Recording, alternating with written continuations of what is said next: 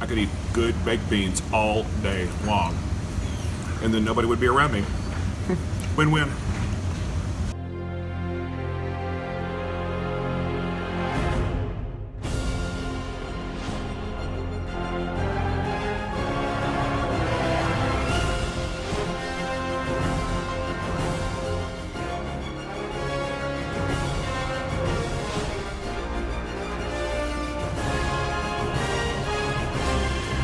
God, this is good. Hey everybody, Dave Spencer here. It's Tri-State Bucket List time. We're in the heart of Ohio County in Rosine, Kentucky, birthplace of bluegrass icon Bill Monroe. In fact, his birthplace, his own place is right down the road there, Jerusalem Ridge. Okay, we are here at Slickback at Woosley's General Store. It came highly recommended on Facebook, so we said, let's go. Let's get into the heart of bluegrass country and find out what we can put in our bellies. Hey, award-winning barbecue sounds like a good idea to me. Let's go in and find out what we can get. Barbecue and bluegrass, they go hand in hand in these parts. Good food and good times equal hashtag Slickback1M or Slickback on 'em. Slickback on 'em, I bet that's how you pronounce it, 1M. Listen to me. Let's go in.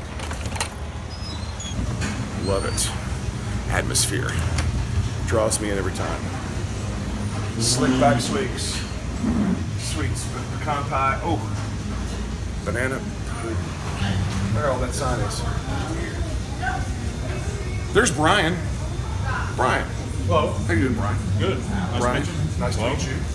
What about you? What does it say behind Snack Bar Deli? It says Abel's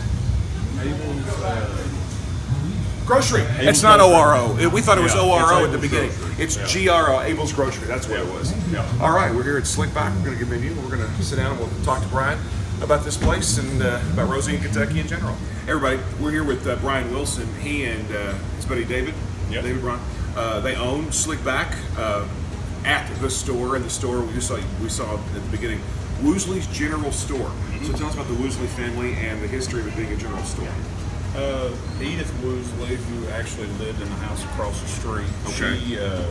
She owned the store and operated as a general store. Actually had gas pumps outside for several years. Okay. Was a local market for the community. Had a lot of. She had charge accounts for people to be able to come in and get groceries. She had a really big like just a typical general store that you would think of, like in any old movie. Big Sure. can- They used to call them dry goods stores. Yeah.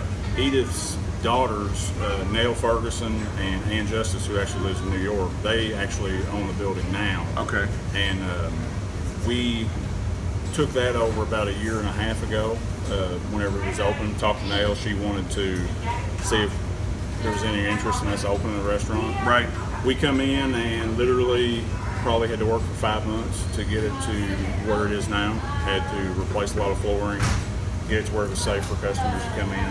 The front part of the store from where the line is right here, where the floor is separated by the warmer, that is the original part of the store, and I believe it was built around 1935, 34, something like that. We'll go back about 84 years. Yeah. Yeah. You'll walk in, and people will just be walking around looking at stuff on the walls because we have all the old pictures. First thing we did. Yeah. It's the first thing we I did, mean, yeah. We have a lot of people that come in and they try to find their family members in some of these old pictures. Well, and I things mean, like when that. it's also, when you do this, it also sort of makes it a museum too. Yeah. Which is great. Which is the best ambiance that you can get. Just find local memorabilia and just stick it up here. That has to be there. Doesn't have to be an order to it or anything. I love these old pictures. This is. That is the Horse Branch water tanker where the train station is the Rockport Tunnel Train. in 1890. The train tunnel in 1896 over in Rockport, Kentucky. That's not still there, is it? No. No, I didn't think so. I've been through there many a time. Basketball squad.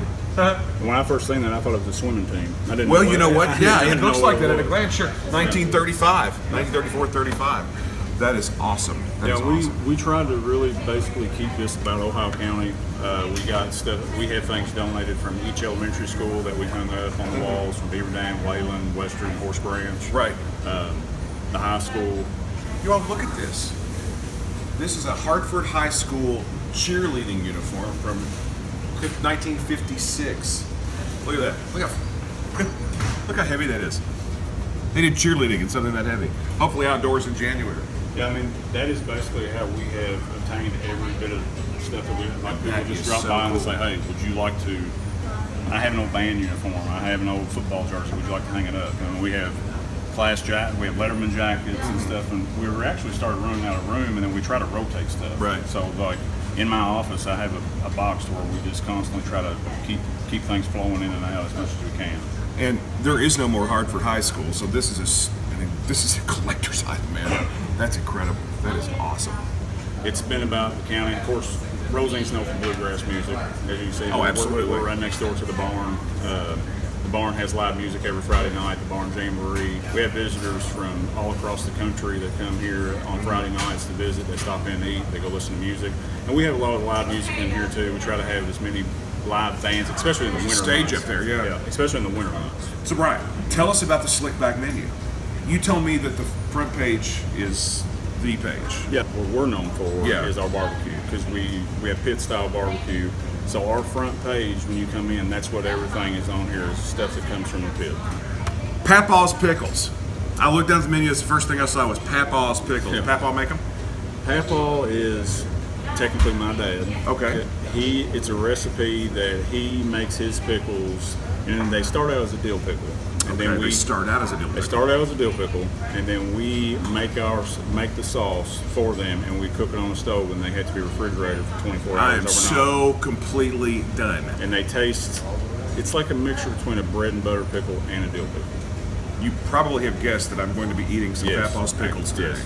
Fried cornbread with a choice of one meat topped with pit beans. That is the gearhead.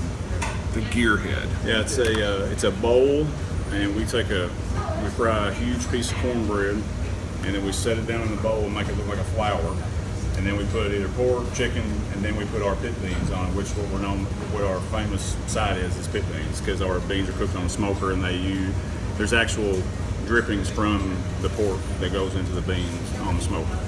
So, but that's actually named after a gentleman that come in and did a lot of work with us, Jason Geary. He helped us a lot, and his nickname is Gearhead.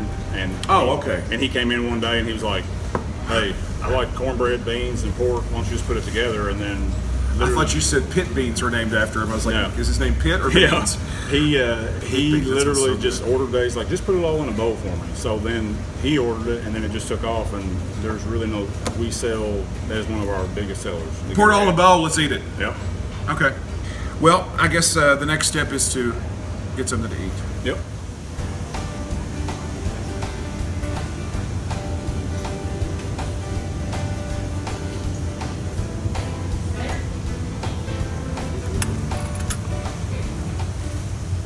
Where do I begin? I'm not kidding. I'll begin right here with the famous pit beans. Oh wait, hey, whoop, whoop. Fried cornbread. Fried cornbread. Take the pit beans, put it on the fried cornbread, like that.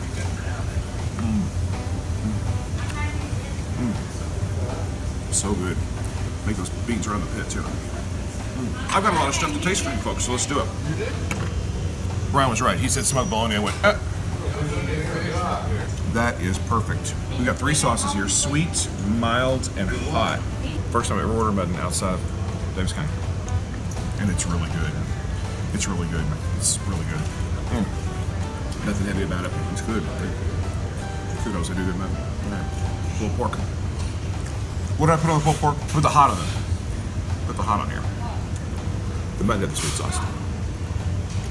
Put the right sauce for the pork. That was delicious. It's funny how you can use hickory, but you don't. It never all tastes the same. That's just, hickory is just a vehicle. I don't hardly ever order barbecue beef. It's more of a Texas thing.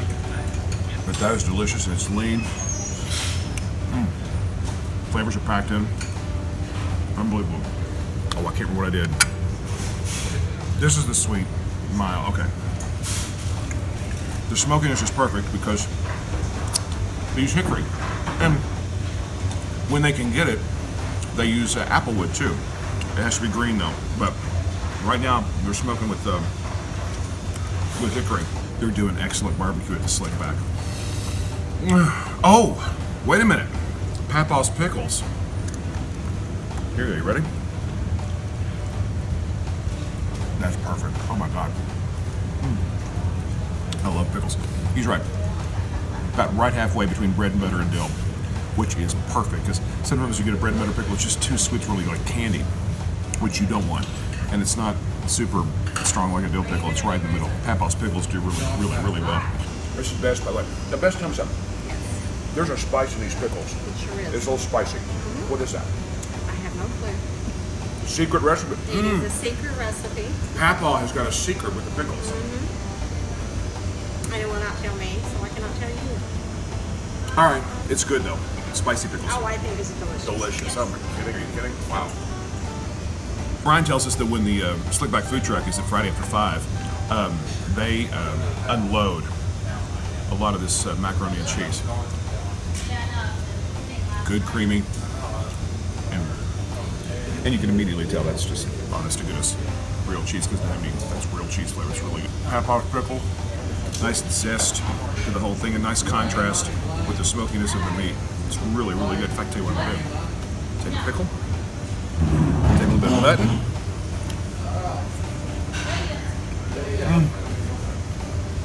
So good. He said people will just come in here on sometimes just to get a pulled pork sandwich and a peach knee-high. Now, if that doesn't sound like a song lyric, I don't know what does. Pulled pork sandwich, peach knee-high. Brian, along with being an incredible proprietor and preparer of amazing food, he and David, he's also a mind reader. Because we're sitting here talking like, you know, I'm going to have to box up a lot of this food because I can't eat it all here because I want to save room for banana pudding. Before I even got that out of my mouth, he was pulling banana pudding out of the refrigerator. So we all, by all means, have to have a little banana pudding. There's vanilla wafers on top. You know how banana pudding goes. Let's go to heaven right now with some banana pudding right now.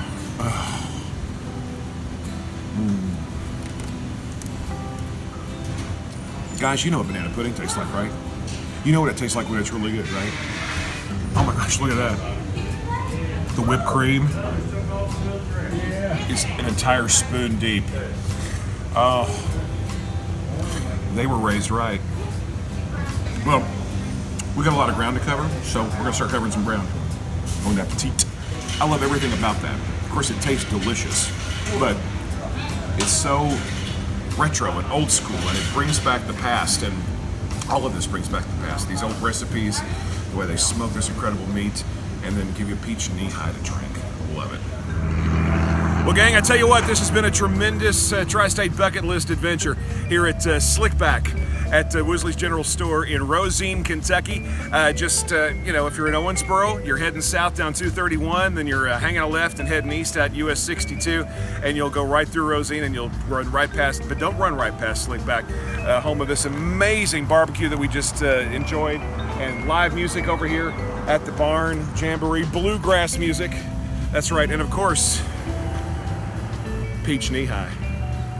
Tri-State Bucket List, Rosine, Slickback.